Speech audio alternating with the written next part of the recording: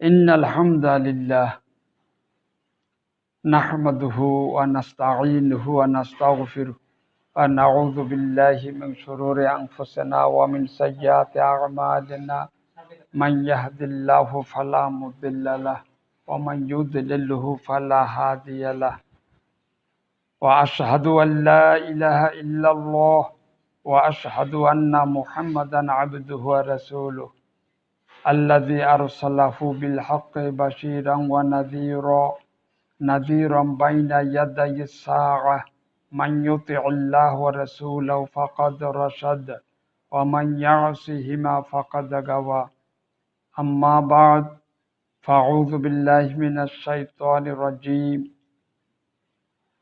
قل إن كنتم تحبون الله فاتبعوني يحببكم الله ويغفر لكم ذنوبكم والله غفور رحيم। হাজিরিন, গত জুম্মায় বা তার আগে আলোচনা করেছিলাম যে আমরা কাকে অনুসরণ করব। আমরা অনুসরণ আবার দুই প্রকার। দুনিয়াবি ব্যাপারে আমরা অনুসরণ করিয়া একটা অভিজ্ঞতা অর্জন করি, আবার ইবাদতে আমরা কাকে অনুসরণ করব। আজকের আলোচ্য বিষয় হলো ইবাদতে আমরা কার অনুসরণ করব। একটা ব্যাপারে মানুষের সাথে ইতর প্রাণীর সাথে একটা মিল রয়েছে, সেটা হলো জন্মদাতা পিতা মাতা এদের অনুকরণ করা। মুরগির বাচ্চা ডিম থেকে বের হওয়ার পরে ও আর মায়ের অনুকরণ করে। বাঘের বাচ্চা দুনিয়াতে আসার পরে ও আর মায়ের অনুকরণ করে। গরু দুনিয়াতে আসার পরে গরুর মেল যেখানে আছে সেখানে যায় এবং তাদের অনুকরণ করে ও ঘাস খাওয়া শেখে। মুরগির বাচ্চারা খুদ খাওয়া শেখে, হাঁসের বাচ্চারা পানিতে সাঁতার কাটা শেখে ইত্যাদি। এগুলা জন্মগতভাবে আল্লাহ তাআলা প্রত্যেকটা মানুষ প্রাণী সকলকে অপরকে অনুকরণ করে শেখবার একটা যোগ্যতা দিয়ে পাঠাইছে দুনিয়াতে।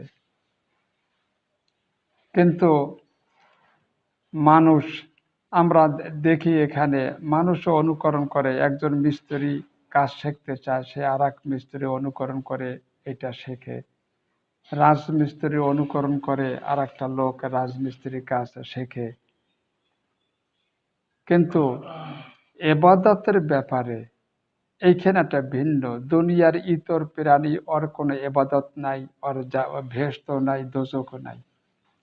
কিন্তু মানুষের যেহেতু পরকালীন হিসাব আছে, ওমা খালাকাতুল জিন্না ওয়াল ইনসা ইল্লা লিয়াবুদুন, আমি ইবাদতের জন্যই জিন ও ইনসানকে সৃষ্টি করেছি। এই কথাটা আল্লাহ তাআলা গরু ছাগল ভেড়া যত হায়াওয়ানাত আছে স্থলে এবং জলে তাদের বেলায় বলে নাই আল্লাহ তাআলা যে আমি মাছগুলিকে আমার ইবাদত করার জন্য সৃষ্টি করেছি।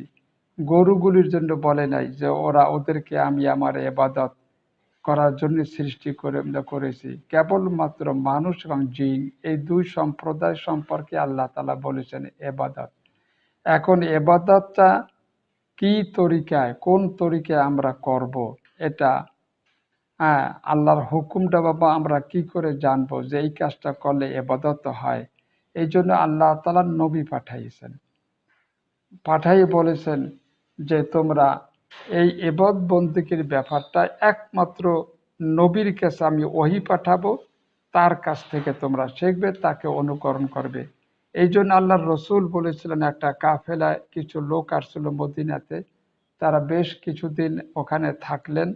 মদিনাতে থেকে রসুলের কাছ থেকে তারা সমস্ত কিছু ইবাদত বন্দেগীটা কিভাবে করবে শিখে যখন দেশের দিকে যাইবে তখন বললেন যে তোমরা দেশে যাইয়া কার অনুকরণে এই নামাজটা পড়বে? সল্লু কামা রাআইতুমুনি উসাল্লি, তোমরা এতদিন পর্যন্ত আমাকে যেভাবে আল্লাহর ইবাদত করতে দেখেছো ঠিক এইরকমই তোমরা তোমাদের দেশে যাইয়া নামাজের ইবাদতটা করবে। এই নামাজের এবাদত বা রোজার এবাদত, হজের এবাদত, জিকিরের এবাদত, যত এবাদত আছে ধর্মের কাজ, এখানে আল্লাহ বলেন নাই যে এখানে মা বাপের অনুকরণ করবে, বংশের অনুকরণ করবে, না তা বলে নাই। এটা বলে নাই। যদি এইটা আমরা মনে প্রাণ দিয়ে বুঝি, তাহলে আমরা আমাদের সকল বন্দিগিটা রসুলের অনুকরণে করব। রসুল সাহাবাদেরকে শিখাইছেন, বলেছেন যে তোমরা যদি সত্যিকার আল্লাহর মোহাব্বত পেতে চাও ফাত্তাবিউনি, তাহলে তোমরা একমাত্র জোর দিয়ে বলেছেন যে আমাকে তোমরা অনুসরণ করবে, তাহলে সেইটা হবে ইবাদত। আর যদি তোমরা তোমাদের পিতা মাতা ওস্তাদ মুরব্বী এদেরকে যদি তোমরা অনুকরণ তোমরা তাদের অনুকরণ করে আল্লাহ ইবাদত বন্দেগী করবে, কোরআন হাদিসে এই কথা কোথাও নাই। ইবাদত করতে হলে একমাত্র রসুল। এখন আমরা যেহেতু দুনিয়াবি কাজে আমরা ওস্তাদ এবং মাতা পিতা বংশাবলী তাদের অনুকরণ করি, ইবাদতের ব্যাপারেও আমরা তাই এটা করতে চাই, আমরা চাই। হ্যাঁ, এখানে আল্লাহর কথা, আল্লাহ এবং তার রসুলের কথা হলো রসুলকে অনুকরণ করে ইবাদত বন্দেগী করতে হবে। হ্যাঁ, মা বাপের কথা যদি রসুলের অনুরূপ হয় তার কাছ থেকে আমরা শিখবো, আমরা ওস্তাদের কাছ থেকে আমরা শিখবো, আলেমের কাছ থেকে আমরা শিখবো, আর শিখে রসুলের অনুকরণেই আমরা ইবাদত বন্দেগী সবটা আমরা করব। আমরা এটা করব। যদি কোনো ব্যাপারে ওস্তাদ আলেম বা পীর এদের সাথে রসুলের তরিকার মিল না পাওয়া যায়, তাহলে আমরা সেইটা বর্জন করব। আজকের আমাদের মুসলমানদের পথভ্রষ্টতার সবচেয়ে বড় একটা কারণ হলো এই, সবাই ওস্তাদের অনুকরণ করে, তাহাকিক করে দেখে না। ওস্তাদের কাছে ওহী আসে না, ভুল হতে পারে বলে, বা বর্তমানে দেখা যায় অনেক কিছু কেতাব না পাওয়ার কারণেও ভুল হইয়া যায়। এমনকি আমরা 30-40 বছর আগে যেভাবে আলিফ বে তে সে পড়েছি, এবং আবার এইটার অনুকরণে অপরকে শিখেছি, এখন দেখা যায় যে আরবের সাথে যোগাযোগ বিচ্ছিন্ন থাকার কারণে এবং কেতাবাদি না থাকার কারণে সেটা আমাদের ভুল হয়ে গেছে। এটা নবিয়ানা তরিকা উচ্চারণ হয় না, খালেস আরবি ভাষা উচ্চারণ করা হয় নাই। এখন সেগুলো আমরা অনেকটা সংশোধন হয়ে যাচ্ছে। কিন্তু কিছু কিছু ব্যাপারে আমরা খুব গোঁড়ামি করতে আছি যে বাংলাদেশের বা ভারতের সকল আলেম ওলামা এই কাজটা করে আর তুমি সেটা নিষেধ করো, এটা কেন? এটা কেন? সেটা হলে এটা জানতাম না। আর যখন জানতে পেরেছি তখন আমাদের মা বাপের উপরে তো রসুল্লাহকে স্থান দিতে হবে, পীরের উপরে রসুল্লাহকে স্থান দিতে হবে। অত্যন্ত দুঃখের সাথে বলতে হয় যে ইবাদত বন্দেগীটা জমাতবদ্ধভাবে করার নির্দেশ মুসলমানদের ঐক্য ঠিক রাখার জন্য। রমজানের 12 মাসের ভিতরে রমজানের একটা মাস রোজা রাখা আল্লাহ ফরজ করে দিয়েছেন। ইচ্ছা মতো আপনি মুহররম মাসে 1 মাস রোজা পালন করলে সেটা আদায় হবে না। আর একজন যদি ইচ্ছা করেন যে হজের মাস, হজের রওনা দিচ্ছি, এই মাসটা আমি 1 মাস রোজা রেখে রোজার ফরজটা আমি আদায় করব, আল্লাহর দরবারে সেটা কবুল হবে না। আল্লাহর হুকুম এবং রসুল্লাহর এইতে তরিকা দেখতে হবে। রসুল্লাহ কি করেছেন? রসুল্লাহ হজের মাসে রোজা 1 মাস রাখেন নাই, পুরা একটা মাস রোজা রেখেছেন। রমাজান, শাহরু রমাদান আল্লাযী উনজিলা ফীহিল কোরআন। কাজেই এখানে রসুল্লাহকে আমরা অনুকরণ করি। নামাজ এখানে 2 রাকাত, এটাও আমরা রসুল্লাহ অনুকরণ করি। এতে মুসলমানদের ভিতরে ঐক্য ঠিক থাকবে। তাই নামাজের একটা উদাহরণ দেখেন। নামাজে আমরা সালাম পর্যন্ত সব মুসলমান এক ইমামের পিছনে ঐক্যবদ্ধ। কেউ নামাজের মধ্যে রুকু আর সেজদা বা ওঠা নামা কেউ ইমামের মুখালাফাত আমরা করি না। কিন্তু আশ্চর্য, ইমাম যখন 2 দিকে সালাম দিলেন, এই আমাদের অনৈক্য আরম্ভ হয়ে গেল। কি? সেটা হলো এই আহ, একদল তারা হাত উঠায় না, হাত উঠাইয়া ইমামের সাথে সম্মিলিত মোনাজাতটা তারা করবে না, কয়েকটা এটা বেদাত। আর একদলে কয় সারা দেশের মুসলমানরা করতেছে ওরা করে না, এই মতভেদ আরম্ভ হয়ে গেল। এরপরে যখন বলা বলা হয় তো সবাই বসবেন, নামাজের পরে অমুক ভাই দোয়া প্রার্থী হইয়া মিলাদের মিষ্টি নিয়ে আসছে, আপনারা মিলাদ পরে যাইবেন এবং তাবারুকটা খাইয়া যাইবেন বা লইয়া যাইবেন। এই ইখতিলাফ শুরু হয়ে গেল। একদলে কয় গেলে তাবারক এটা হলো পবিত্র কোরআনের একটা আয়াত বা একটা সূরার নাম, তাবারাকাল্লাযী বিয়াদিল মুলক। হ্যাঁ, এটা হলো সূরা কোরআনের একটা নাম। এটা জেলাফিকে এই নাম দেওয়াটা আর একটা বেদাত, ও খাবো না, হ্যাঁ খাবো না। মিলাদের ভিতরে সম্মিলিত মোনাজাত, না ওটাও করবো না, রসুল এখন না এটা করে নাই, এটা করবো না, মিলাদ নেওয়া পড়বো না। একই মসজিদের মুসল্লিরা একদলে মিলাদ পড়লো আর একদল বয়কট করে এখান থেকে চলে গেল, ইখতিলাফ শুরু হয়ে গেল।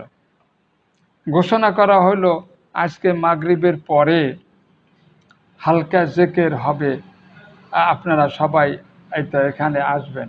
সেখানেও দেখা গেল ইখতিলাফ হইয়া গেল। একদল কয় একাত্রে সুর মিলাইয়া জিকির করা এটা বেদাত, আমরা আসবো না এবং অংশগ্রহণ করব না। আর একদল আসে, তার ভিতরে আবার নানান জটিলতা। একদল কয় এখানে তো অমুক তরিকা পদ্ধতিতে জিকির করা হইবে, আমরা তো আর এক তরিকা বা আর এক পদ্ধতির লোক, আমরা ওই জিকিরে সামিল হব না, না হয়তো আসবো না।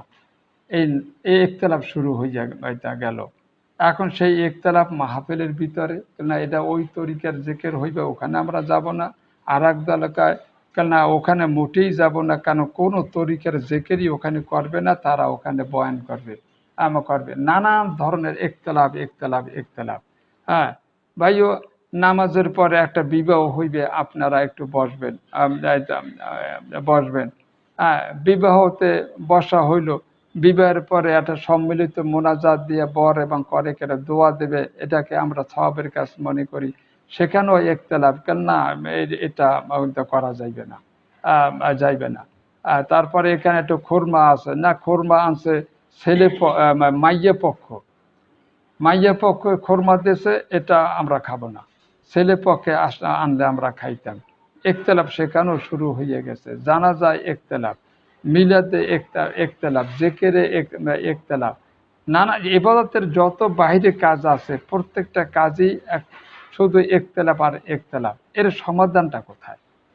হ্যাঁ, সমাধানটা হবে, আমরা অধিকাংশ মানুষ আমরা ওস্তাদকে অনুকরণ করি, ভুলটা এই জায়গায়। পীরকে অনুকরণ করি অন্ধভাবে, অন্ধভাবে আমরা এইগুলো করি। এইখানে আমাদের ভ্রান্তিটা। যারা বিশেষ একটা দরবারে পড়াশোনা করে, দেখবেন ওখানকে যত ছাত্র আছে, ওরা ওখানকার ওস্তাদরা যেভাবে ওদেরকে নামাজ বা জিকির শিখেছে, ওরা সেইটাই কর্মজীবনে আসিয়া বাস্তবায়ন করতে আরম্ভ করে। তারা যাকে দিয়ে জিকির করবে। আবার আর এক তরিকায় মাদ্রাসায় যারা পড়াশোনা করে, ওখান থেকে বের হইয়া পড়ে, তারা আবার ফ্যাসফাস করে জিকির করবে, মিলাদ পড়বে।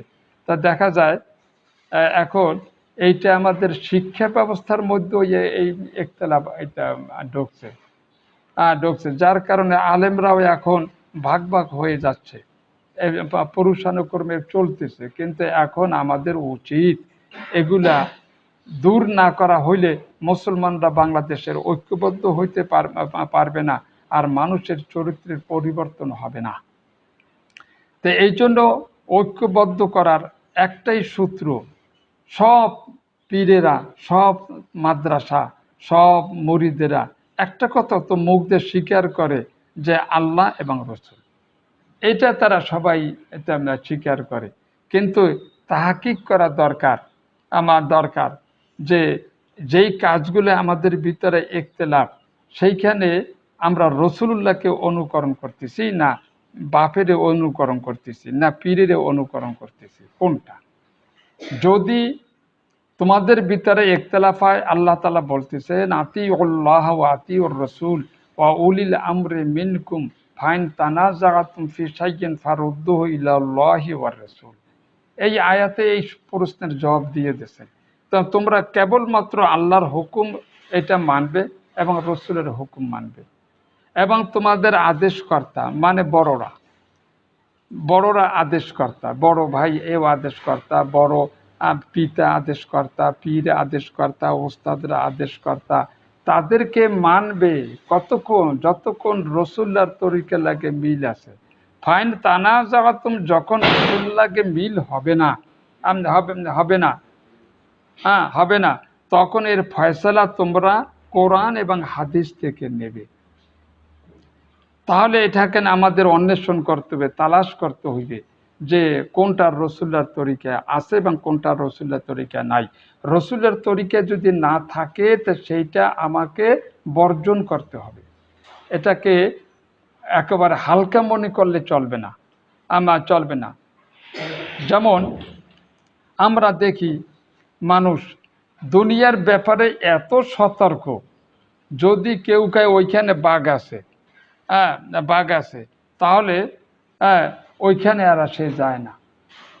এই দুধের ভিতরে বিষ আছে, লাখ টাকা দিল সেই বিষ মিশ্রিত দুধটা সে মুখে দেবে না, যতক্ষণ পর্যন্ত সে সুনিশ্চিত না হয়। তাহলে ভাইরা, এগুলা মাসলা মাসালের ক্ষেত্রে আমাদের জানবার বুঝবার একটাই আছে, চক্ষু বন্ধ করে যখনই দেখবেন যে আলেমদের ভিতরে ইখতিলাফ হইয়া গেছে, গেছে, তখন আমাদের এইটার এলেম না হওয়া পর্যন্ত আল্লাহ তাআলা আমলটা বন্ধ রাখতে কয়।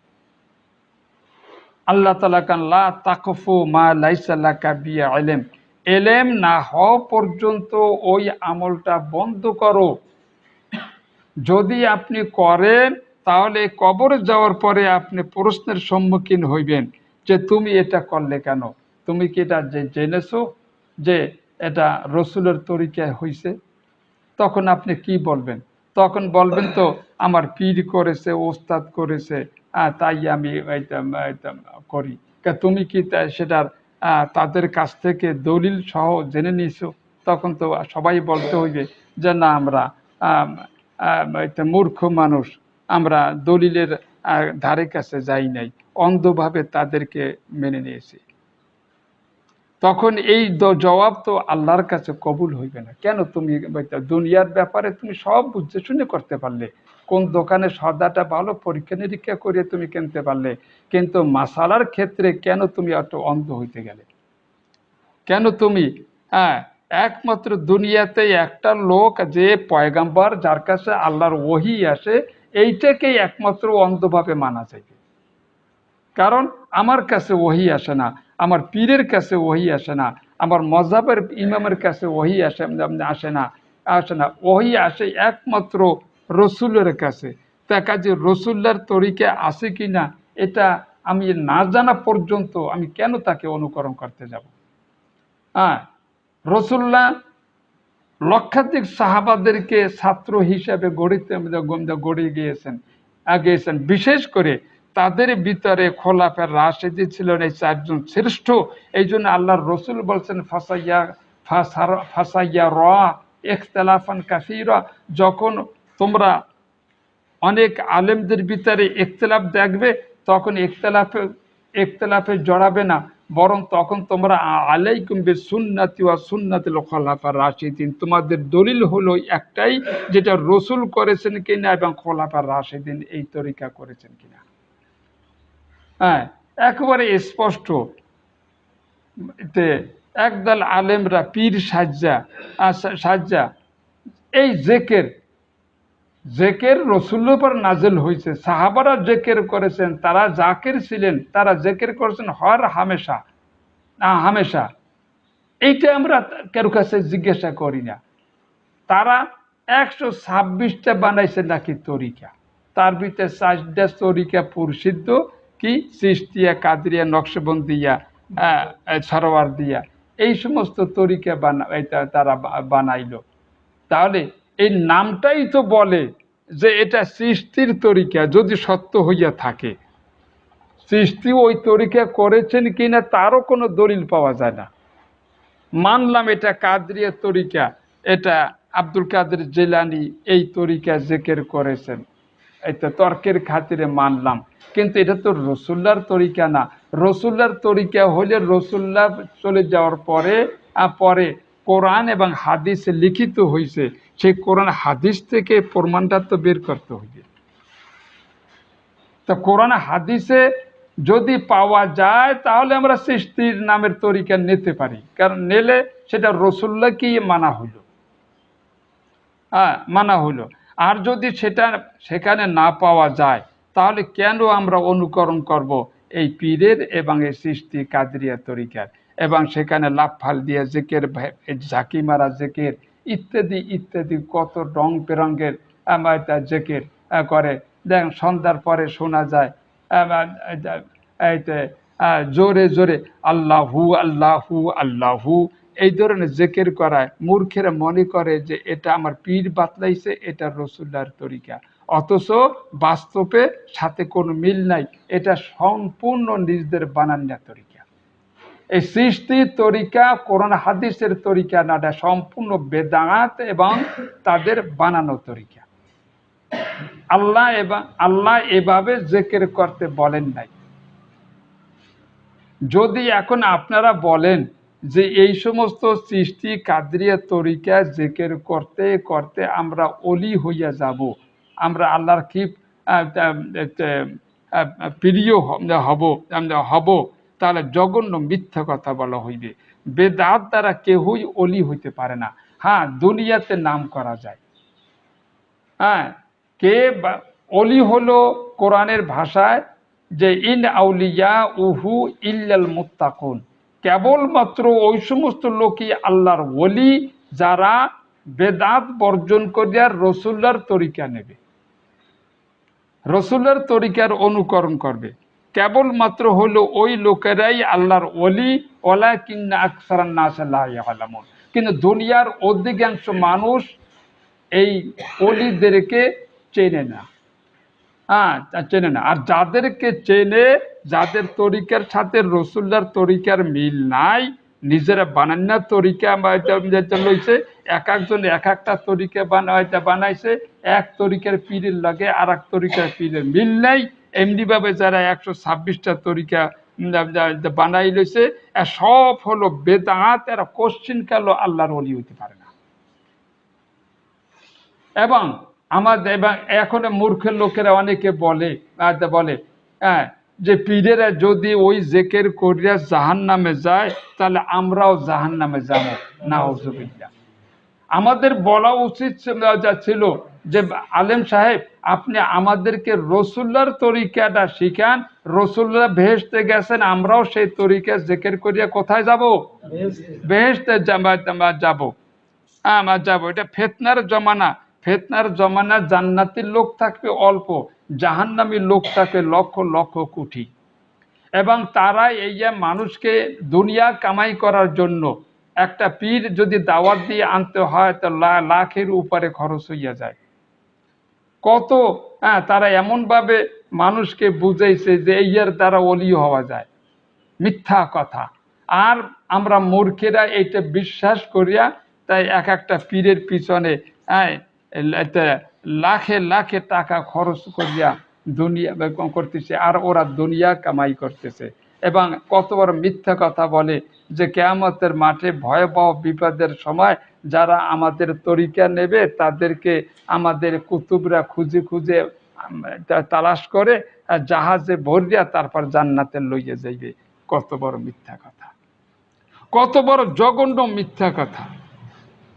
এই জন্য রসুল পাক সাল্লাল্লাহু সাল্লাম বলেছেন আখেরি জমানায় এমন কিছু দাজ্জাল বের হবে, তারা এমন কিছু হাদিসের নাম দিয়া, রসুলের নাম দিয়া হাদিস বয়ান করবে যা তোমরা নিজেরাও কোনোদিন শোনো নাই এবং তোমাদের পূর্ববর্তী আলেমরাও তারাও কোনোদিন শোনে নাই। ঠিক আজকে হলো সেই যুগ, সম্পূর্ণ মিথ্যা মিথ্যা হাদিস বানাইয়া রসুলের নামে প্রচার করতেছে এবং সেই দিকে মানুষ ধাবিত হইতেছে।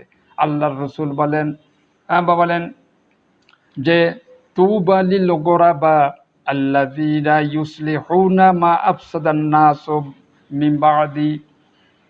আল্লাহর রাসূল বললেন আখিরি জামানায় এই জনস্রোতকে জাহান্নামের পথ থেকে যারা ফিরাইতে চেষ্টা করবে, সুন্নতের দিকে মানুষকে আহ্বান করবে, বেদাত গুলাকে শনাক্ত করিয়ে দেবে, এই কঠিন কাজ যারা করবে, যারা এতে আলেমদের কি শুধু বলা হয় নাই, সবাইকে বলা হয়েছে, যারা এই সত্যিকার রসুল্লার তরিকার দিকে মানুষকে আহ্বান করবে, মিথ্যার থেকে দূরে সরাইয়া নেবে, নেবে, আমি মুহাম্মদ তাদেরকে জান্নাতের সুসংবাদ দিয়ে যেতেছি।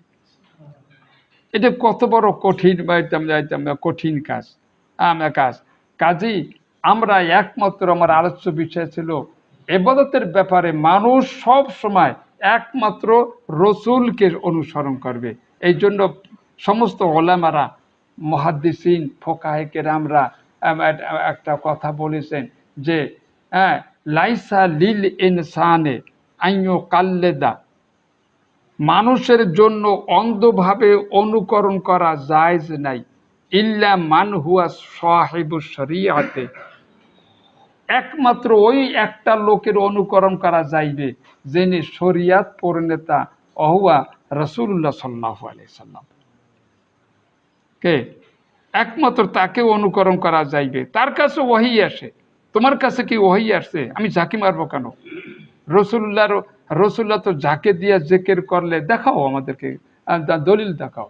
ওরা কিয়ামত পর্যন্ত তালাশ করলে এই ঝাঁকি মারার কোন দলিল দেখাতে পারবে না।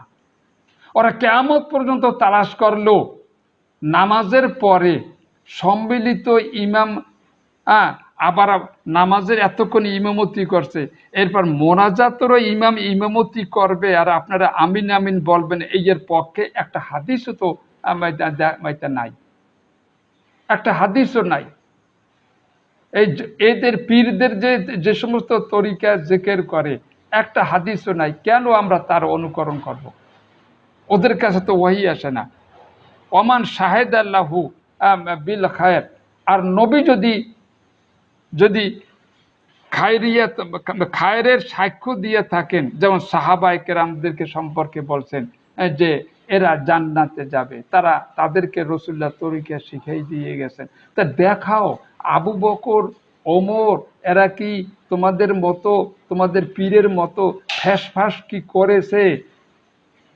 আপনি 30 বছর মুরিদ হয়েছেন, 10 বছর মুরিদ হয়েছেন, সেই দরবারে পড়াশোনা করে আসছেন, আপনি এত অন্ধ হইলেন কেন?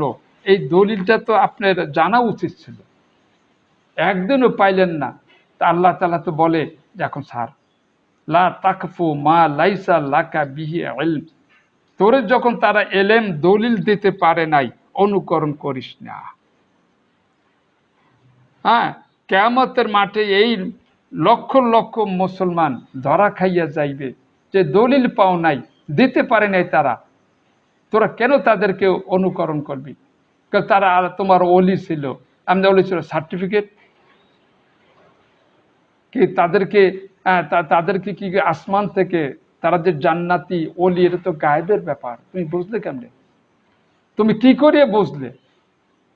কোরআনে সবচেয়ে বড় ওলি হলেন, বন্ধু হলেন আল্লাহর পয়গাম্বরগণ, আল্লাহর নবীগণ। এরপর হলেন সাহাবায়ে কেরাম, যাদের আমলে, যারা একমাত্র রাসূলুল্লাহর তরিকা নিয়েছে, একমাত্র রাসূলুল্লাহর তরিকা নিয়েছে। একবার তো হযরতে ওমরকে রাসূল পাক সাল্লাল্লাহু আলাইহি ওয়াসাল্লাম ধমক দিলেন যে লাউ কানা মূসা হাইয়ান, তুমি মূসার তাওরাত নিয়ে এসেছো, মূসাকে আমার সামনে।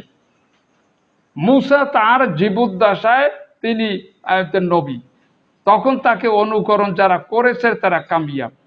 এখন হলাম আমি, আমার সামনে মূসার কোনো এখানে তরিকা নাই, এখানে আমার তরিকাই অনুকরণ করতে হইবে। যদি মূসা আসতো লাত্তাবাআনি, মূসাকে আমার উম্মত হইয়া আমার ইত্তেবা করা লাগবে। আমি যেভাবে নামাজ পড়ি মূসাকে সেইভাবে নামাজ পড়া লাগবে। আমি যেভাবে রোজা পালন করি, অতীতের অনেক পয়গাম্বরদের তরিকায় ছিল যে রাত্রে জাগ্রত অবস্থায় এইতে সেহরি খাইতে হইবে, ঘুমাইলে আর সেই আর খাওয়া চলবে না, আমার চলবে না। আর রসুলের তরিকায় ঘুমাইয়া উঠতে তারপর খাও। এরকম ভাবে নামাজের মধ্যে আগে নামাজের রুকু ছিল না, আমার নামাজের ভিতরে রুকু আছে।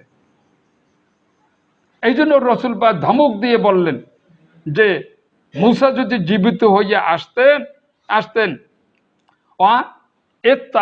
তুমুহু, আর তোমরা যদি তার তরিকা নিতে নেও, অনুকরণ করো, করো, লা দলাল তুম, গোমরা হইয়া যাবে, মানে জাহান্নামে যাইতে হইবে। তো যেখানে আল্লাহর একজন শ্রেষ্ঠ পয়গাম্বার তার তরিকাই নেওয়া চাইবে না, সেখানে পীরেরা কারা, পীরেরা কারা যে তারা কত দুঃসাহস যে রসুল্লাহর তরিকার উল্টা নিজেরা মন গড়া ভাবে অসংখ্য তরিকা বানাই লইছে, লা ইলাহা ইল্লাল্লাহ। এইটাকে আবার কোন সাহসে তারা আবার টুকরা করলো, ইল্লাল্লাহ এতবার, আল্লাহ আল্লাহ আল্লাহ আল্লাহ এতবার, কে তাদেরকে অধিকার দিল? এই যে করলে আল্লাহু আল্লাহ, এমনি ভাবে ইসমে জাতের জেকেরের এই হু হা, এই এক জরবি জেকের, দুই জরবি জেকের, আমার জেকের, এইয়া তাদেরকে বানাইবার অধিকারটা কে দিল? তারা এগুলা কাদরিয়ে বানাইলো, নকশবন্দি বানাইলো। জেকের হবে মুখের জবান দিয়া, আর হবে কলব দিয়া। কলবের সাথে মুখের সব সময় সংযোগ থাকতে হবে।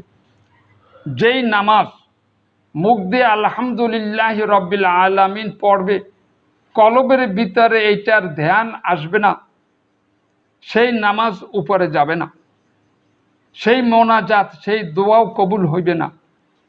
সব সময় এই দুইটা জিনিস লাগবে, অন্তর দিয়া পাঠ করতে হইবে, খেয়াল করতে হইবে। মুখে থাকবে আলহামদুলিল্লাহ রব্বিল আলামিন, কলবে থাকবে দোকানের হিসাব মিলানো, বা টিভির ছবি আমার থাকবে, মাথা থাকবে, এই নামাজ তো কবুল হবে না। এই জন্য মদ যখন চূড়ান্তভাবে হারাম করা হয় নাই, প্রথম শিথিল আয়াত নাজিল হয়েছে যে লা তাকরাবুস সালাতা ওয়া আনতুম সুকারা। মদ খাইলে একটু বিবেক রহিত হয়, পাগলামি করে, ওই অবস্থায় তোমরা নামাজে আসবে না। একা টোটালি তখন হারাম করা হয় নাই। কেন? তার ইল্লত কি? হাত্তা তাকুলু হাত্তা তাআলামু মা তাকুলুন, কারণ ওই সময় তোমরা মুখ থেকে যা কও এটা অন্তরে নাই। মদ খাইয়া মানুষ যাহা বলে আকল বিবেকহীন অবস্থায়, বাপের কয় দুলাভাই, কে বাপের কয় দুলাভাই, মদ খাইয়া বউরে কয় মাগো, আপনি কেমন আছেন? এগুলো বাস্তব কিনে বলেন, হাসেন আর যাই করেন আপনারা করেন। আল্লাহ তাআলা বলছেন যেই কথা মুখে আছে অন্তরে নাই, এই নামাজ কবুল হবে না। অতএব তোমরা মদ ছাড়ো। আজকে আমাদের এইতে নামাজ বা এই জেকের আজকার অন্তর দিয়ে খেয়াল করতে হইবে, নামটা হইবে। তা সেখানে রসুল পাক সাল্লাল্লাহু আলাইহি সাল্লাম কখনো আল্লাহকে টুকরা করে নাই, কলেমাকে টুকরা করে নাই। এগুলা দিয়া পীরেরা বাজার মিলেই ফেলাইছে। অন্ধকার যুগে ব্রিটিশের আমলে যখন আলেম ওলামা ছিল না বললেই চলে, চলে, একটা মাদ্রাসা বাংলাদেশেই ছিল না। বাংলাদেশের সর্বপ্রথম মাদ্রাসা দাওরার মাদ্রাসা চট্টগ্রাম হাটহাজারিতে হয়, এরপরে সরচিনা হয়, সিলেট আলিয়া হয়। এই দেশটা ছিল চরম অন্ধকার। এর অন্ধকার ভারতবর্ষ থেকে ব্রিটিশরা ক্ষমতায় এসে, ব্রিটিশের আগে মোগল নামধারী শিয়া, আমি আগেও বলেছি, মোগলদের সে বাচ্চা আর হুমায়ুনের থেকে শিয়াদের দাপট শুরু হইয়া যায়। বাচ্চা আলমগীরের পিছনে বাচ্চা শাহজাহান, বাচ্চা জাহাঙ্গীর, বাচ্চা আকবর তো 50 বছর দিল্লি শাসন করছে। আকবরের পিতা হলো হুমায়ুন, তার পিতা হলো বাবর, 300 বছর পাঠান মুসলমানরা দিল্লি শাসন করেছে। সর্বশেষে পাঠান দিল্লির সম্রাট ছিল ইব্রাহিম লোদি। এ দুর্বল শাসক ছিল। আর তখন আফগানিস্তানের ফরগানা থেকে বাদশাহ বাবর মাত্র 10,000 লোক লইয়া দিল্লির সন্নিকট পানিপথ নামক স্থানে ইব্রাহিম লোদির 1,00,000 সৈন্যের মোকাবিলায় দাঁড়াইয়া গেল। মাত্র 10,000 সৈন্য লইয়া ইব্রাহিম যুদ্ধে পরাজিত ও নিহত হয়। হাজার হাজার এতে লাশ পানিপথে। পানিপথ বলতে আবার বুঝছেন না যেটা বুঝি একটা নদীর পথ, ওটা কিন্তু স্থলের নাম। পরে রয়েছে জহিরুদ্দিন বাবর। বাবর বিজয়ী হইয়া দিল্লিতে আবার আসে। তার আগেও মুসলমানরা 300 বছর দিল্লি শাসন করেছে, উনি আসলেন। ওনার বংশ দিল্লি শাসন করে 400 বছর। বাবরের বংশধারা দিল্লির ক্ষমতায় থাকে 400 বছর। কিন্তু দুঃখিত, ওনার মারা যাওয়ার পরে হুমায়ুন ক্ষমতায় আসলো না। এ পর্যন্ত ঠিক ছিল।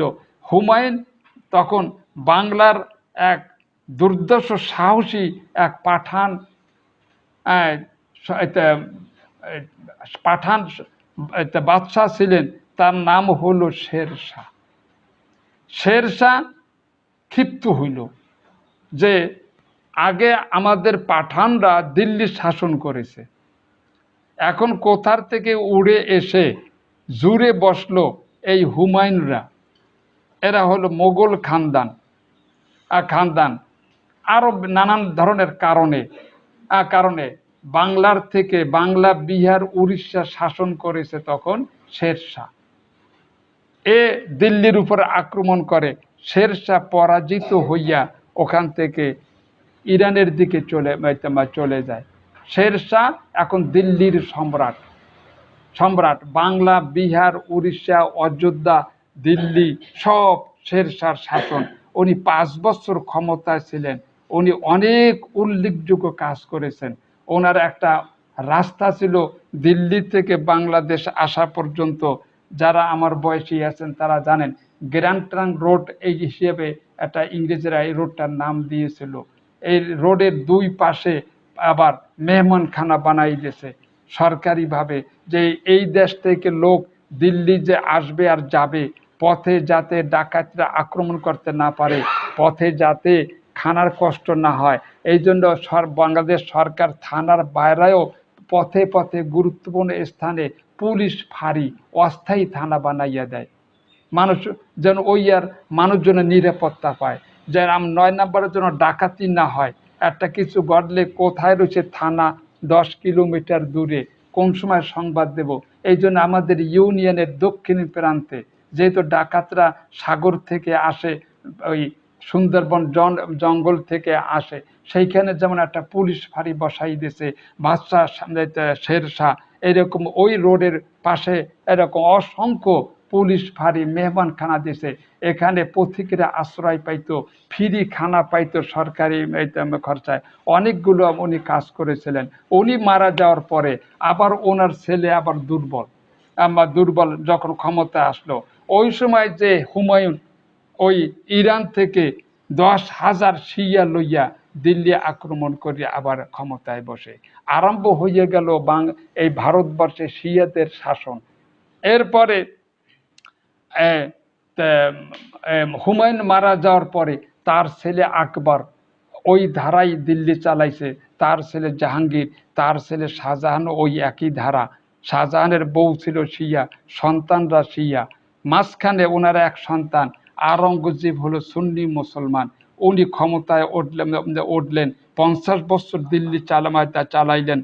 আবার শিয়া ইসলাম নির্মূল কিছুটা দুর্বল হইয়া সুন্নি ইসলাম আবার দিল্লিতে প্রতিষ্ঠিত হলো। কিন্তু দুঃখের বিষয়, আওরঙ্গজেব মারা যাওয়ার পরে তার বংশ 100 বছর দিল্লি শাসন করেছে কুল্লুহুম শিয়া। এই শিয়াদের আমলে একটা অন্ধকার যুগ ছিল। শিয়ারা কোরআন হাদিস সিলেবাস মাদ্রাসা থেকে উঠাই দিছিল। 30 পারা কোরআন কোন মাদ্রাসা পড়াইতে দিত দেয় নেই, এবং আরবের থেকে হাদিসের কেতাবগুলো এখানে আনতে তারা দেয়নি। আকবরের সময়, হ্যাঁ, আকবরের সময় মহাদ্দেশ আব্দুল হক মহাদ্দেশ দেহলভী একটা উদ্যোগ নিয়েছিলেন, কিন্তু তার ইন্তেকাল করার পরে সেইটা আস্তে আস্তে আবার অচল হইয়া যায়। এরপর শাহ অলিউল্লাহ নানান ইতিহাস আছে। কাজে আমাদের পিছনের আলেমদের দোষ দিলে কাম হইবে না। দোষ কামে তারা হয়তো মনে করছেন মানুষ হয়তো গাফেল হইয়া যায়, দোকানে বসে আড্ডা ফাড্ডা দেয়, তাহলে একটা মিলাদ দিয়ে একটা উদযাপন করা হোক। কিন্তু মিলাদটা যে হারাম, মিলাদটা যে বেদাত, এই এলেম তাদের ছিল না। তারা মনে করছে সমবেতভাবে আড্ডা না মেরে, গান গজল না গাইয়া, আল্লাহর নামের ইশকের গান গাইয়া একটু আমরা গাইবে, তাহলে ওই ইল্লাল্লাহ জোশ উঠাইয়া কইবে, একটুখানি দিলটা নরম হইবে। এই ধরনের ভাব থেকে এই সমস্ত বেদাতের আমদানি হয়েছে। কিন্তু বর্তমান আল্লাহর শকর এখন সহির যুগ জন্য আস্তে আস্তে কাছে আইয়া যাইতে আছে। এখন দেখেন মাদ্রাসায়, আগে একটা শিক্ষা ব্যবস্থাটা মাদ্রাসা বড় কঠিন ছিল। কঠিন কি, আমাদেরকে এই আমার নিজের কথাই বলি, আমি পড়বো আরবি কোরআন হাদিস, সেটা আমি বাংলায় বুঝবো, কিন্তু মাদ্রাসার ব্যবস্থা ছিল না। কারণ ওই শিয়াদের আমলের রাষ্ট্রভাষা ছিল আপনার ফার্সি। মাদ্রাসার কেতাবাদি না ফার্সিতে শিখানো হইতো। আরবি বুঝতে হলে আগে পিচ্ছিকে 2-3 বছর ফার্সি শিক্ষা, তারপরে আরবিতে আওয়া লাগতো। এরপর আসলো উর্দুর যুগ, পাকিস্তানটা ছিল উর্দু। এখন আর একটা বোঝা, মাদ্রাসা ছেলেদেরকে উর্দু আগে বুঝতে হইবে, তারপর ফার্সি বুঝতে হইবে, তারপরে যাইতে হইবে আমরা আরবি গ্রামারে। এতে 3-4 বছর খালি এর পিছনেই ব্যয় হইয়া যায়। বর্তমানে আল্লাহর শকর এবং শকর এখন ডাইরেক্ট আরবিকে বাংলা করার হইতেছে। এখন আরবিকে বাংলা করার অসংখ্য অভিধান মার্কেটে পাওয়া যায়, ঢাকাতে পাওয়া যায়। আল্লাহ তাআলা কিছু লোক যুগে যুগে পাঠান, যাদের দ্বারা ইসলামকে হেফাজত করবেন। এখন এইটা আমরা বুখারী চোখে দেখি নাই, বুখারী মার্কেটে পাই নাই, মুসলিম শরীফ মার্কেটে পাই নাই, আমার বাপেও পাই নাই। এবং ওই শব্দগুলোর বাংলা তর্জমাটা কি, এইভাবে কোনো অভিধান, কোন ডিকশনারি ঢাকার মার্কেটে ছিল না। এখন ঢাকাতে অসংখ্য অগণিত আপনার বাংলা আরবি অভিধান একটা সুন্দর করে বেড়ে দিয়েছে। এখন আর 10-12 বছর লাগবে না কোরআনের তাফসির হাদিস পড়তে। এখন 5 বছর থেকে 8 বছর এর ভিতরই একটা ছেলে যদি মনোযোগ সহকারে পড়ে, তাহলে সে দাওরা পাস বা কামেল পাস হইয়া বের হইয়া আসা সমাজের মানুষকে দিন বুঝাইতে পারে। কাজে এই যে একটা নেয়ামত, এটা আগে ছিল না। এই কারণে অসংখ্য বেদাত আমাদের মধ্যে সাপ্লাই হয়েছে। এখন আমাদের ঘুরে দাঁড়াইবার সময় হয়েছে।